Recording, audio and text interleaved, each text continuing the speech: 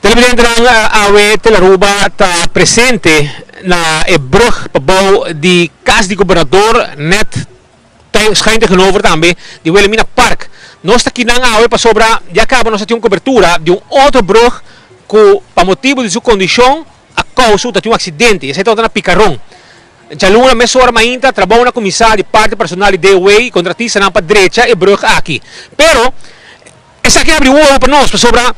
Isso significa que mais brug que tem uma condição quizás não sina seguro para o tráfico que passa de Baje. Por exemplo, essa aqui é um babau de Casa do Governador, caminha diariamente milhares de autos, todo tipo de auto, pisar e não pisar, passa arriba Baje. Entre outros, track nango container, auto chiquito, bromber, bicicleta, gente na cana arriba Baje.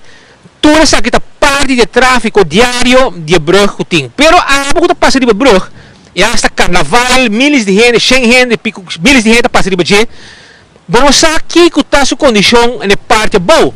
Par metros leu fica mina a botar, boa de brug, e condição está lá hope de desejar.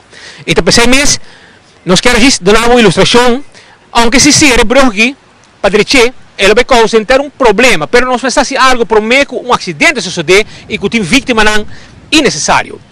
A noite para 8 horas, durante nosso noticiero de Telaruba Canal de Estrés, le vamos a muito mais. Arriba a condição de brug que tem para bau de Kas de Governador. O camarógrafo Canal J1, Nelson Pitandrade para Telenotícia.